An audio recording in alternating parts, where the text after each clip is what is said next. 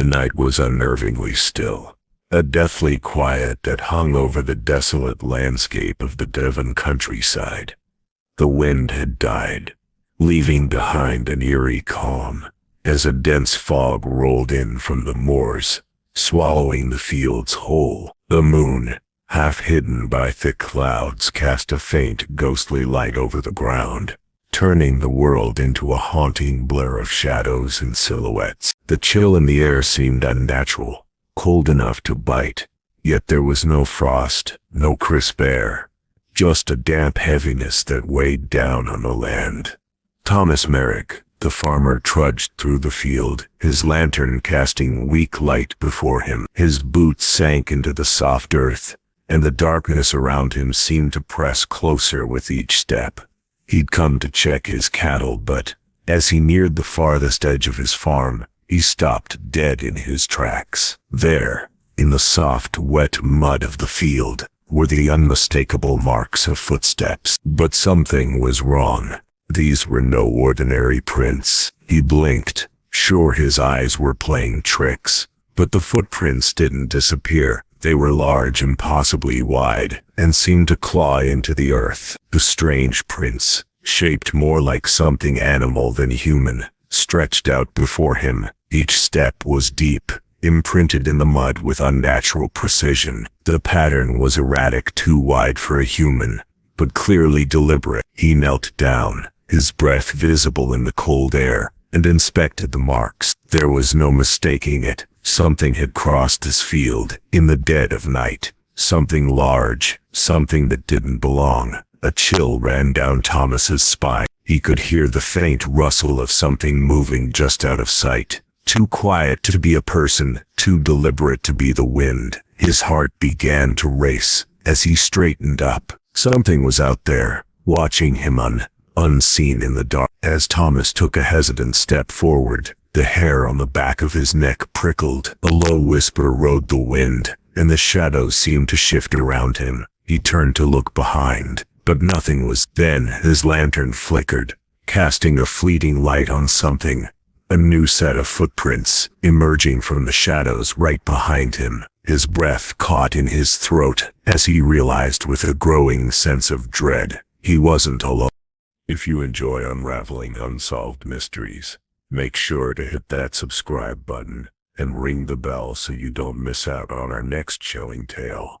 Tonight we bring you a mystery that defies logic, where the line between the natural and supernatural blur. In the dead of winter, strange footprints appeared overnight, marking the land with a chilling message.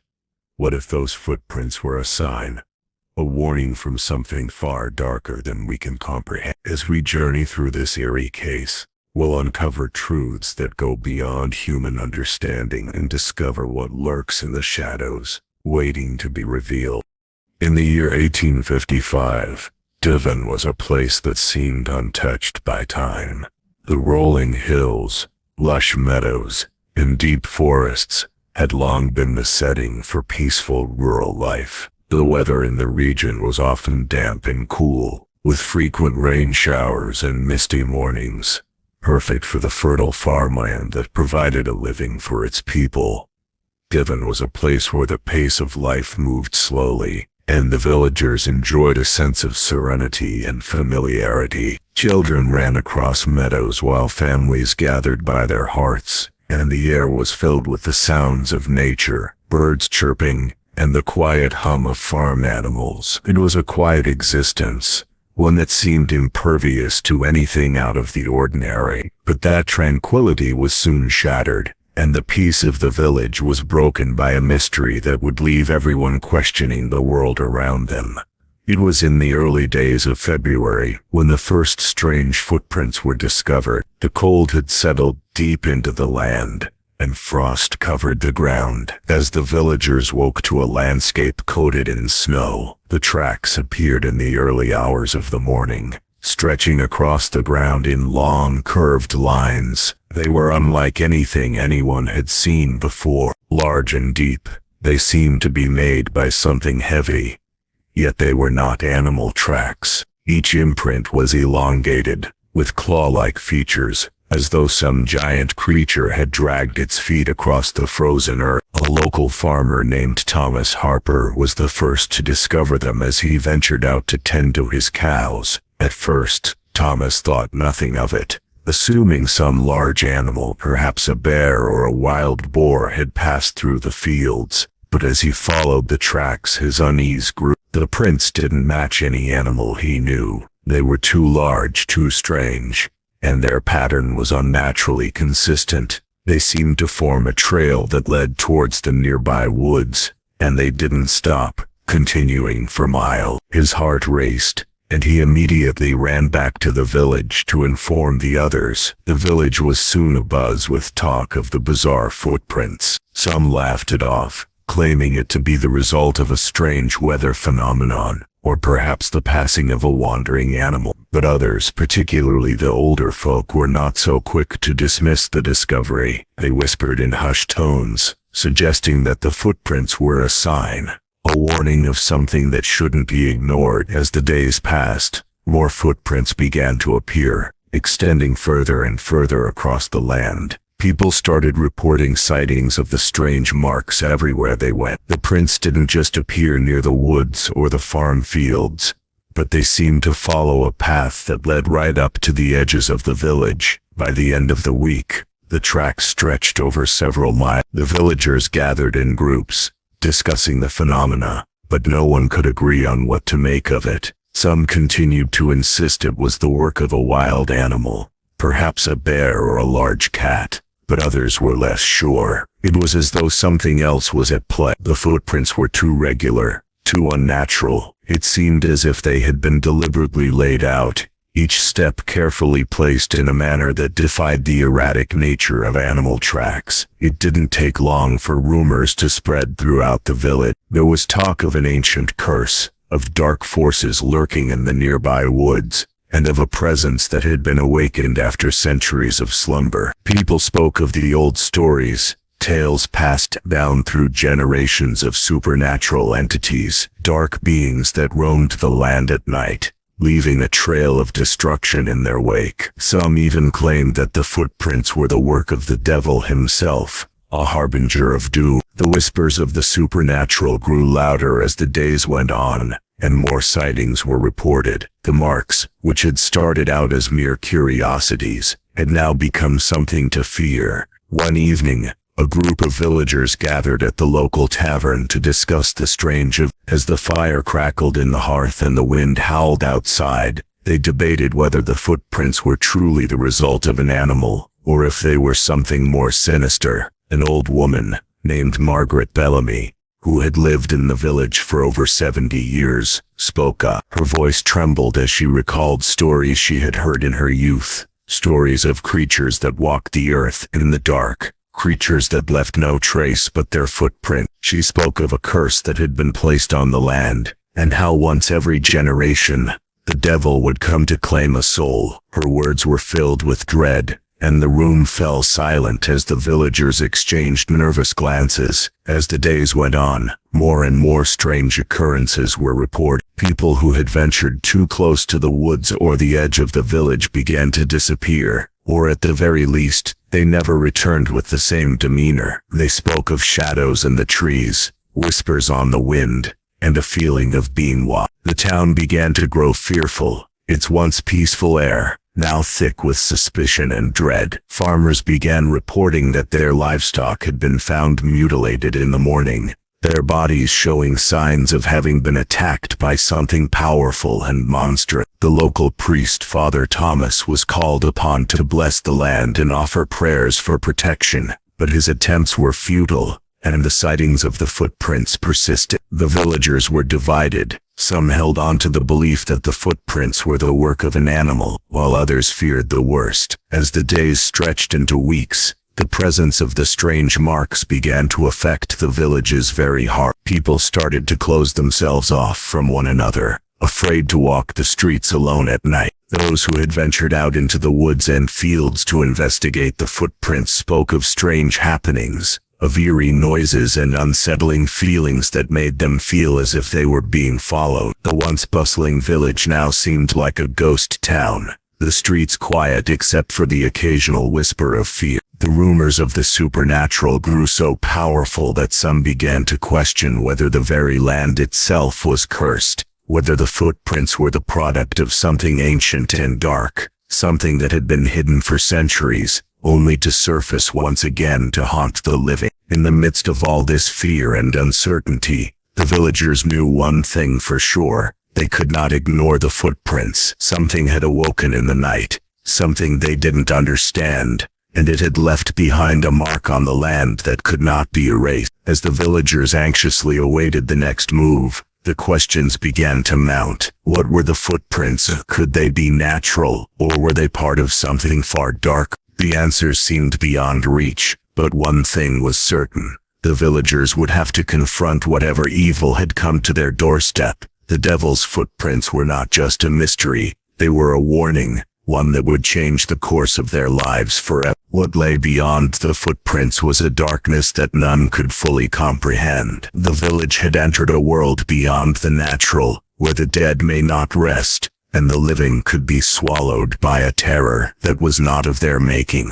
The land had been marked, and there was no turning back. The clock was ticking, and the villagers knew they had little time left before they would have to face the full force of the curse that had been set in motion.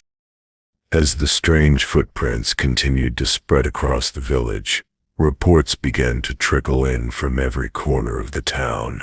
Farmers, housemaids, and children, who had once laughed and played in the same meadows, were now speaking in hushed tones, recounting strange sightings and experiences that chilled their very bones. Word spread quickly, and before long, the entire village seemed caught in a web of suspicion and fear. The once calm and peaceful rural community was now on the edge of panic, haunted by the mysterious presence that seemed to haunt the very soil they walked on. The first eyewitness to speak of the strange footprints was Henry, a local farmer, who had found them stretching across his field one morning as he went out to tend to his animals. He recalled how the air had felt different that day, heavy, almost thick, with an oppressive sense of foreboding. The early morning fog had clung to the ground, and as Henry walked to his barn, he noticed something unusual in the dirt. At first he thought it was some kind of animal, but when he approached, he realized it was something far more strange and unsettling. The footprints were not the usual marks left by deer, rabbits, or wild boar. They were far too large, shaped differently, and were deeply imprinted into the earth. The prints appeared to be claw-like, as if something with elongated talons or feet had walked across his field. They stretched for hundreds of yards, making their way across the entire field before disappearing into the thick woods that bordered the farm. Henry felt an icy chill run down his spine, but he dismissed it as a figment of his imagination. That is, until he heard a strange sound behind him, like a whisper on the wind or the soft rustling of leaves. He turned around, but saw nothing. His unease grew, and he quickly returned to his home to tell his wife, but she only brushed it off as the result of the damp morning air playing tricks on him. But Henry wasn't the only one to notice these strange markings. In the days that followed, other villagers came forward with similar stories. Martha, a local housemaid, told of hearing the eerie sound of whispers at the edge of the woods one evening while she walked to her cottage. She described how, in the moonlight, she saw shadows flicker and move along the trees. It was a fleeting, unsettling moment, one that left her questioning whether what she had witnessed had been real or just the product of a mind on edge. Still, she couldn't shake the feeling that something had been watching her. As the sightings of the footprints increased, so did the sense of unease within the village. Each new report added to the mystery. Several children claimed to have heard strange noises in the fields at night, low growls, scratching sounds, and the unmistakable rustling of something large moving through the underbrush. Old Man Thomas, a local official, spoke of seeing strange figures lurking in the mist near the village's edge, figures that moved swiftly but disappeared as soon as he approached them. His description of the figures was vague, but he was adamant that there was something unnatural about the entire situation. The physical evidence gathered from the scene only deepened the mystery. The footprints were indeed unlike anything anyone had seen before. They appeared out of nowhere, as if a creature had simply materialized on the ground, leaving behind an unnaturally consistent pattern. The marks themselves were deep and wide, as though something heavy and powerful had crossed the land. No other animal in the area could explain such tracks, and the size of the prints seemed to grow as they traveled, leaving the villagers questioning just what kind of creature could have created them. In addition to the footprints, strange markings appeared in the snow, often forming geometric patterns that seemed to have no logical explanation. The lines were sharp, unnaturally straight, and some even appeared to form symbols. Some villagers believed these markings to be signs of witchcraft or dark magic, while others thought they might be messages or warnings from an unknown force. It became clear that these footprints were not just an oddity but a signal that something far more sinister was at play. Animals, too, began to behave oddly in the wake of the footprints' discovery. Dogs, once loyal companions, would growl and bark at the air, their hackles raised as though they sensed something unseen. Birds took flight in strange patterns, circling over the village without settling, as though they were spooked by an invisible predator.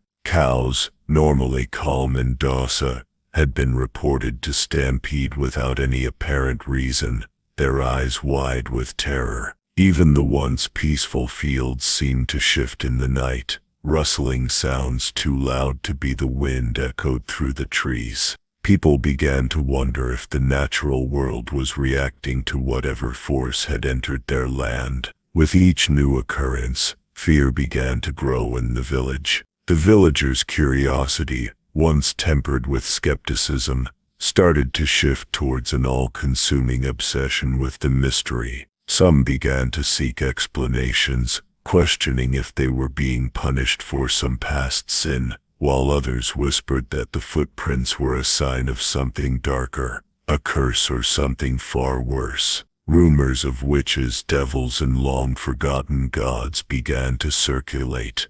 The idea that the devil himself might be leaving behind his footprints was no longer dismissed as absurd, but rather seen as a real possibility. The mystery grew more profound, and the fear began to take hold of every corner of the village. As the sightings of the strange footprints became more frequent, the villagers' theories began to evolve. Some were convinced that the footprints were the work of a wild animal, perhaps a bear, or something else they had never encountered before. Others, however, began to wonder if there was a darker, more supernatural explanation at play. Were the footprints left by a demon? Were they the result of some ancient evil that had been released upon the land? Or was it something even worse, something they couldn't even comprehend? Theories began to split the village. Some villagers claimed that the creature responsible for the footprints was a wild animal, perhaps a bear or large cat,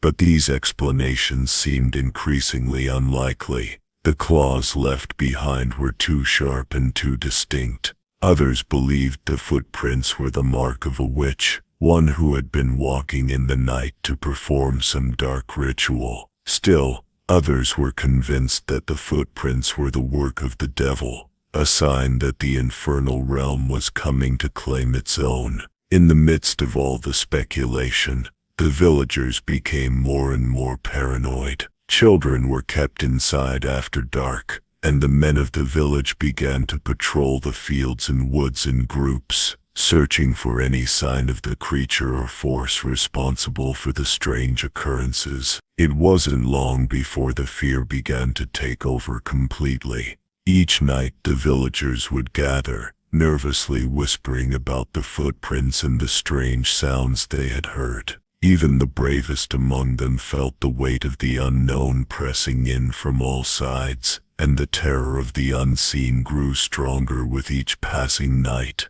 The mystery had only deepened, and as the footprints continued to appear, the village's worst fears were slowly becoming a terrifying reality. What began as a strange and unsettling occurrence was now something far darker, a force beyond understanding, a curse that seemed to stretch back into the past. The footprints had become a symbol of something ancient, something far older than any of them could comprehend, and with each passing day, the village was drawn deeper into a mystery that seemed destined to consume them all. The legend of the devil's footprints was no longer just a story whispered by the fire. It was a reality that they could no longer ignore. Dr. Robert Collins, a historian from London, was summoned to the village after news of the strange occurrences spread beyond the borders of the rural community. A man of reason and skepticism, Collins initially believed the footprints were nothing more than a bizarre natural anomaly, a wild animal perhaps. But as the fear and unrest in the village escalated, even he couldn't deny that something far more unsettling was happening. He was a scholar, and with his expertise in local history and ancient rituals, he knew he had the tools to uncover the truth. Little did he know that this investigation would lead him down a path of unimaginable terror. Collins arrived in the village on a gray, overcast day, the dampness of the air clinging to his coat as he made his way to the town square. He quickly set up meetings with local leaders, speaking to farmers, villagers, and anyone who had witnessed the footprints. He was methodical in his approach, taking copious notes and asking questions, all the while maintaining a professional distance. He found the villagers to be on edge, their faces pale and eyes wide with fear. They whispered behind closed doors, afraid to even speak of the footprints out loud. As Collins spoke to more and more people, he began to see patterns, strange, almost ritualistic patterns that seemed to tie the phenomenon together. His investigation took him to the village church, the epicenter of their community, where many of the oldest records were kept. As he browsed through dusty, leather-bound tomes, Collins discovered something that made his heart race. In the back of an old ledger, half hidden among records of births and deaths, he found strange symbols and cryptic writings. They weren't like anything he had seen before. They seemed to resemble primitive sigils, symbols used in ancient rituals, many of which were associated with dark, forbidden practices. There were also references to blood sacrifices and a curse that had been placed on the land many centuries ago, long before the village had even been founded. These clues began to paint a terrifying picture. The footprints, the strange happenings, and the growing fear in the village all seemed to tie back to an ancient curse. According to the church records, the land upon which the village stood had once been the site of an old pagan ritual ground. The curse, Collins discovered, had been invoked when the land's original inhabitants, a tribe of long-forgotten people, had performed dark rituals in the hopes of gaining favor from dark forces. The tribe had been wiped out centuries ago, their ritualistic practices buried beneath layers of history. However, the curse had never truly been lifted. The further Collins dug into the records, the more unsettling his findings became. He found references to a pact made with the devil in order to protect the land from invasion. The terms of the pact, however, were unclear, and most of the details were vague and contradictory. Still, one thing was evident: the pact had bound the land to a dark force, a force that now seemed to be rising once again. Collins could feel the hairs on the back of his neck stand on end as he pieced the story together, a deep sense of dread seeping into his bones. This was no ordinary mystery. This was something ancient, something far beyond his understanding. As Collins pored over the documents, he found several sketches hidden among the pages, sketches that seemed to mirror the strange footprints found in the snow. The markings were eerily similar, and they appeared to depict the very symbols Collins had discovered in the ledger. The drawings showed a figure, a monstrous creature, whose feet matched the shape and size of the footprints. But the creature depicted in the sketches wasn't merely a wild animal. It was something far more terrifying. It had elongated claws, and its form was twisted, almost demonic. The more Collins studied the drawings, the more he realized that the creature was tied to the curse, the same creature that had been summoned centuries ago. Despite his growing fear, Collins pressed on. He knew that the only way to stop the curse was to uncover the full story and understand what had truly happened. His research began to focus on the pact itself, and he found himself obsessed with understanding how it worked and what it would take to break it. However, with each passing day, the village seemed to grow darker. Strange occurrences continued to plague the town.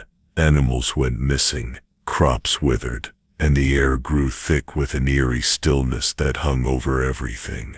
People began disappearing, vanishing into thin air, as if the land was swallowing them whole. Collins could feel the malevolent presence surrounding him, and he began to wonder if he would be next. Then came the most unsettling discovery of all. One evening, as he was leaving the church, Collins was approached by an elderly villager named Edith. She had been watching him for some time, and she seemed to know more about the curse than she had let on. In a hushed voice, Edith confessed that the curse wasn't just about the land, it was about the bloodline.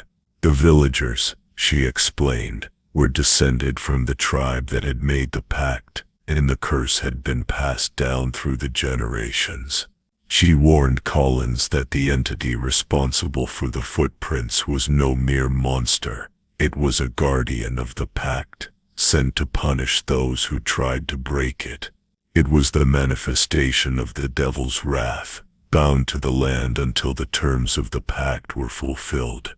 Collins was shaken by her words, but he knew that he had to push forward. He couldn't let the curse claim more lives.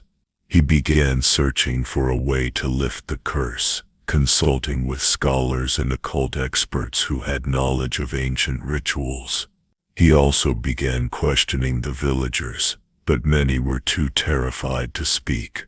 Those who did speak seemed to confirm Edith's warnings. People had seen the creature, heard strange whispers on the wind, and witnessed inexplicable events. Each new revelation added to the growing sense of doom, and Collins realized that the only way to end the curse was to confront the creature itself.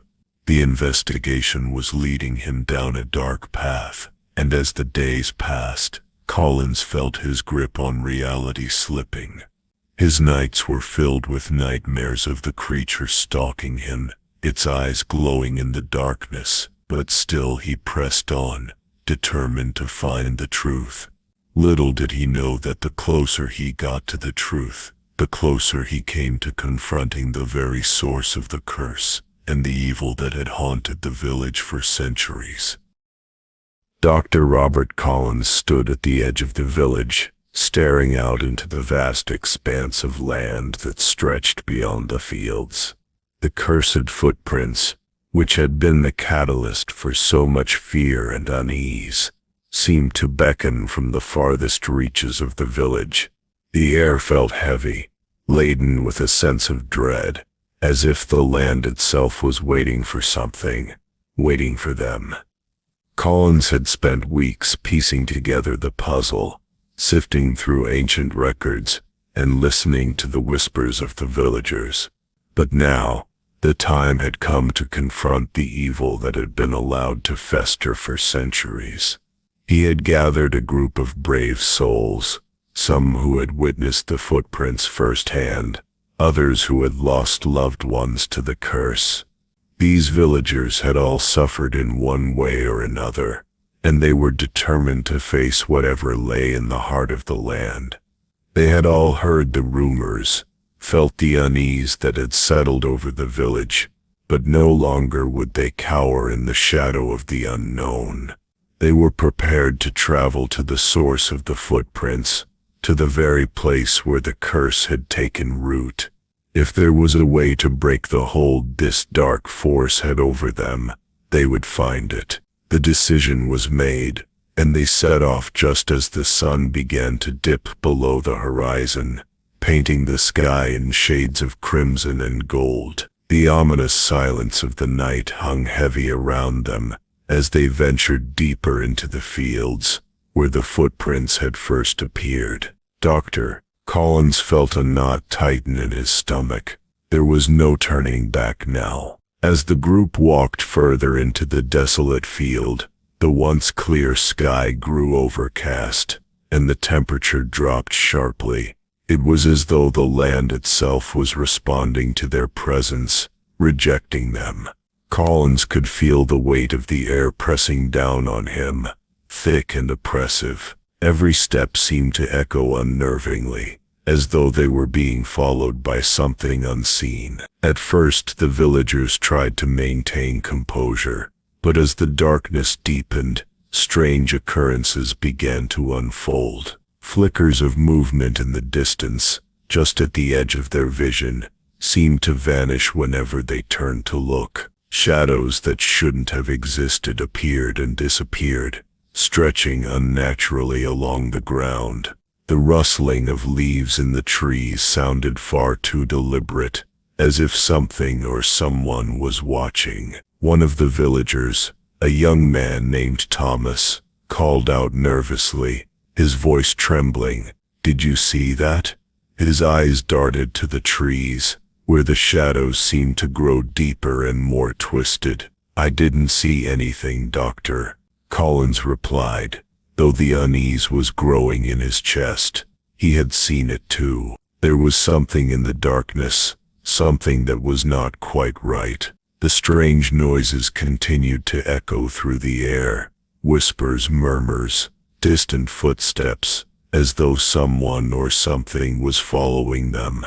But when they turned to look, no one was there. The group quickened their pace, trying to ignore the chill creeping down their spines, but the land seemed to be alive with malice. It wasn't until they reached the center of the field that the air grew so cold it felt as if they had stepped into a different world altogether. The wind picked up, biting into their skin, and the very earth seemed to shift beneath their feet. The footprints they had been tracking now seemed to pulse with a dark energy, stretching out in impossible directions, leading them deeper into the heart of the land. Finally, they reached the source of the footprints. In the middle of the field stood an ancient twisted tree, a gnarled, blackened thing that seemed to have withstood the test of time. Its roots dug deep into the earth, spreading like dark veins through the soil. At its base the ground was cracked, and something dark pooled beneath it. Dr. Collins approached cautiously, feeling a coldness that seemed to emanate from the very core of the tree. He could sense the evil here, feel it pressing against him, threatening to consume him. The others hung back, their faces pale with fear, but they knew they had to confront whatever lay ahead. Without warning, the earth beneath them trembled. A deep, guttural sound reverberated through the ground, making the hair on the back of their necks stand on end. The earth cracked open, and from the depths emerged a figure, a shadowy, formless shape that seemed to shift and writhe like smoke. It was as if the darkness itself had taken shape. The creature stood before them, its form both human and monstrous, its features shifting and undulating, never quite staying the same. It was a thing of nightmares, something that shouldn't exist in the natural world. Its eyes glowed with an unnatural light, and its mouth stretched open in an eternal grin that sent waves of terror through the group. Dr. Collins stepped forward, his voice trembling as he addressed the creature. "What are you? Why are you here?" The creature responded with a voice that was both distant and intimate, as if it was speaking from the very depths of the earth. "I am the keeper of the pact," it said, "the one who guards the land and punishes those who try to break the curse." The truth hit Dr. Collins like a blow. This was no ordinary creature. It was the embodiment of the curse, the guardian of the pact that had been made centuries ago. The land, the village, and everything tied to it had been cursed to suffer for the pact that had been made with the devil. As the creature's words sank in, the villagers began to panic. They had come here seeking answers, but now they were faced with an unimaginable terror. The curse wasn't just a story, it was real, and they had unwittingly come to face it. Dr. Collins knew that the only way to end this nightmare was to break the pact. But how could they break a curse that had been sealed for so long? He turned to the villagers, his mind racing for a solution. "We have to destroy the tree," he said urgently. "The tree is the key to the curse. If we destroy it, we might have a chance to break the pact." But the creature wasn't going to let them off so easily. It lashed out with a ferocious speed, knocking several of the villagers to the ground. The air grew thick with the stench of decay, and the ground trembled as if the earth itself was fighting against them. The group struggled to remain strong, but one by one, they were picked off. The creature's power was too great.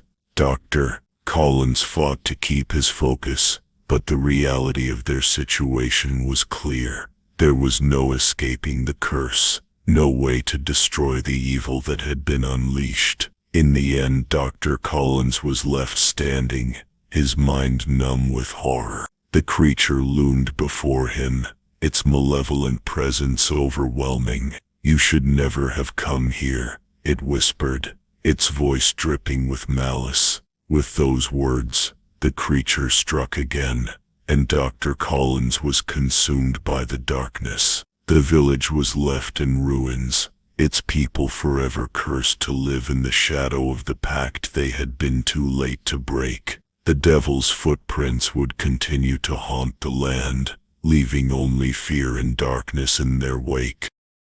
In the tense, deathly silence that filled the land, Dr. Collins, battered and bruised, stood before the creature that had terrorized the village for so long. The ground trembled beneath his feet, and he could feel the weight of centuries pressing down on him. The creature, now fully revealed as a manifestation of evil, towered before him, its form ever shifting and maleficent. In the final moments, Dr. Collins' mind raced as the truth began to unravel.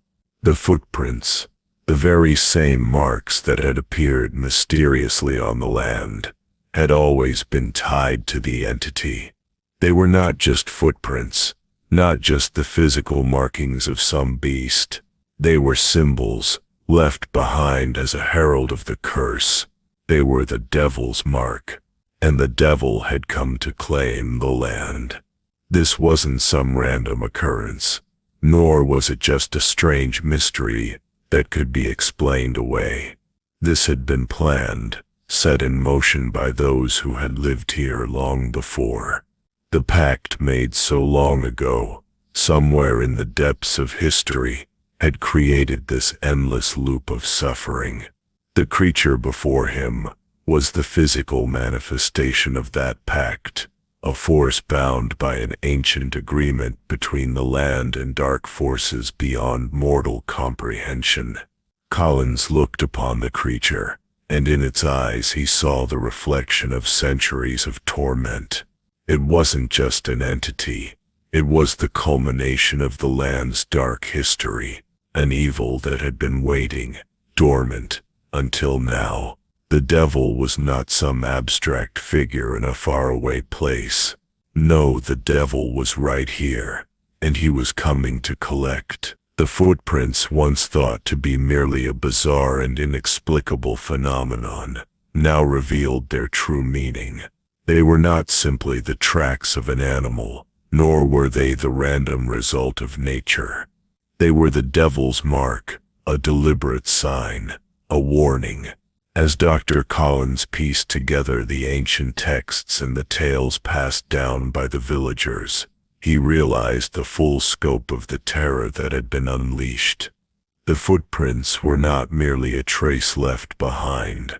They were a physical manifestation of an agreement, an ancient pact forged long ago between the devil and the land. Those who had made the pact had agreed to sacrifice the land's purity, offering it to dark forces in exchange for power and wealth. But now, after centuries, the price of that pact had come due. The marks were not just signs, they were a seal of ownership, a claim on the land that would not be ignored. And now, as the entity that had been waiting for centuries emerged from the shadows, the true horror of what had been unleashed became clear. The creature before them was not a mere phantom or spirit. It was the embodiment of the pact, the guardian of the land's dark promise. The footprints, in their twisted, claw-like shapes, were the trail left by this malevolent force as it made its way across the earth. They were the sign that the devil was on his way, coming to collect what had been promised to him so long ago. And the villagers, those who dared to investigate, to uncover the truth, had unknowingly walked into a trap set long before their time. As Dr. Collins' heart pounded in his chest, he realized the terrifying truth. What he had thought was a supernatural force, an ancient evil sent by the devil himself, was actually something far more insidious. The creature was not simply the devil's servant.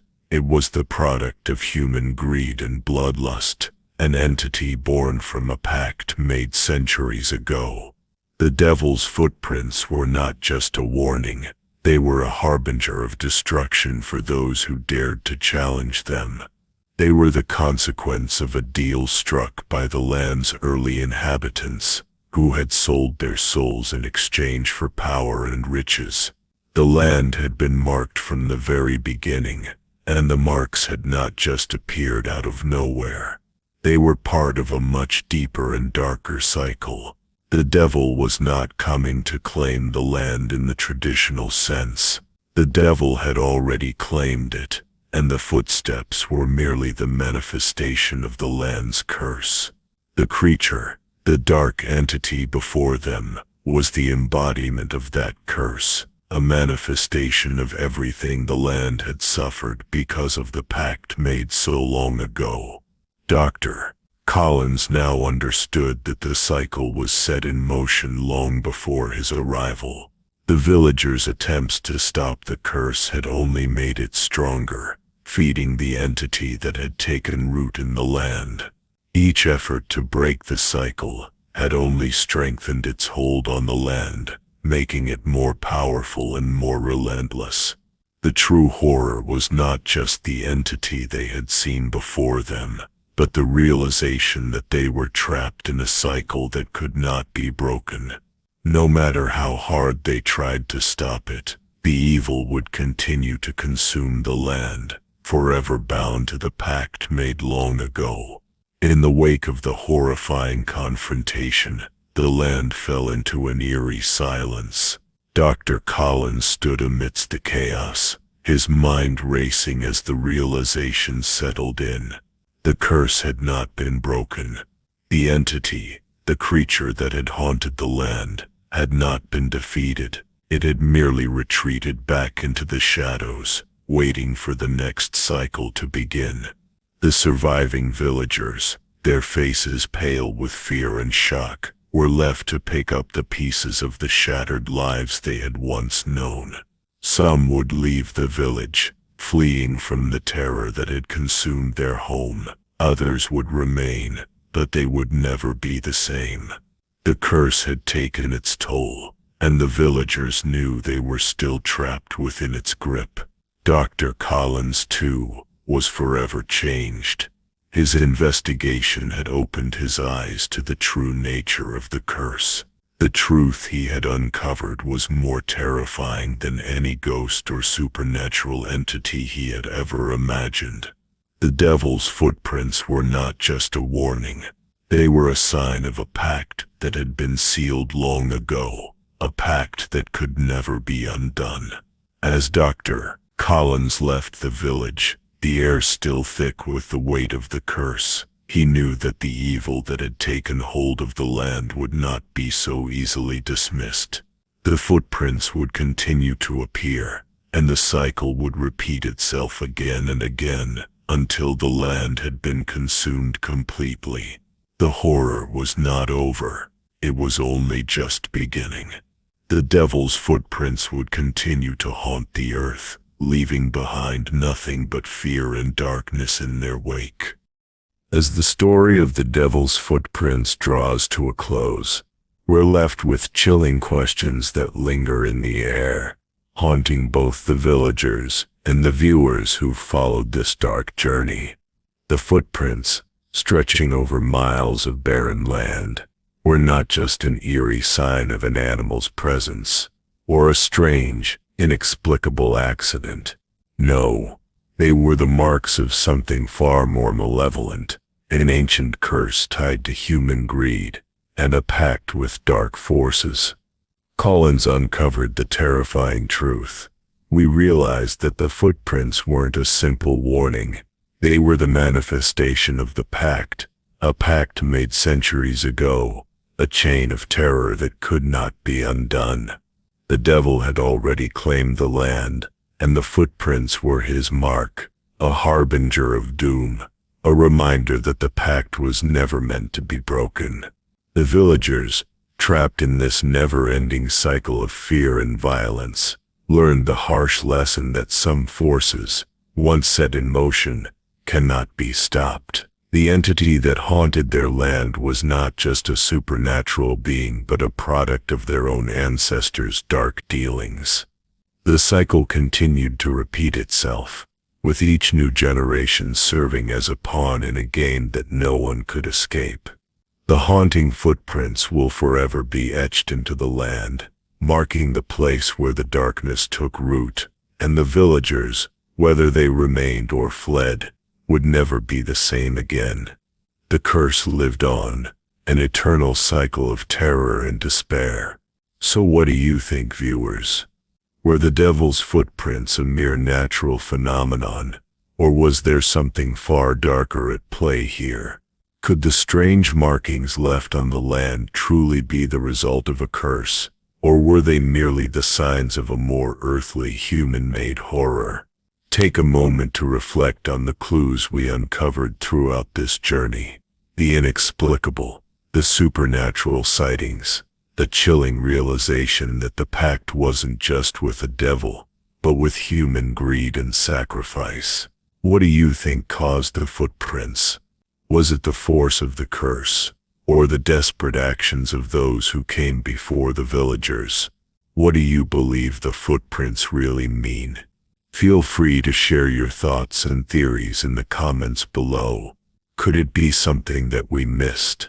Or maybe you have your own perspective on what really caused the evil that haunted this place. But don't think this is the last story of its kind. There are more chilling mysteries on the horizon, stories that will once again push the boundaries of what we know, leaving us questioning reality. In the next episode, we'll uncover a tale of eerie disappearances, strange symbols, and an unsolved case that's been baffling investigators for years. Get ready for another descent into the unknown, where the supernatural and the unsolved intertwine, and the answers lie in the darkest corners of history. Stay tuned, and keep your curiosity alive, because the next mystery is about to unfold, and you won't want to miss it.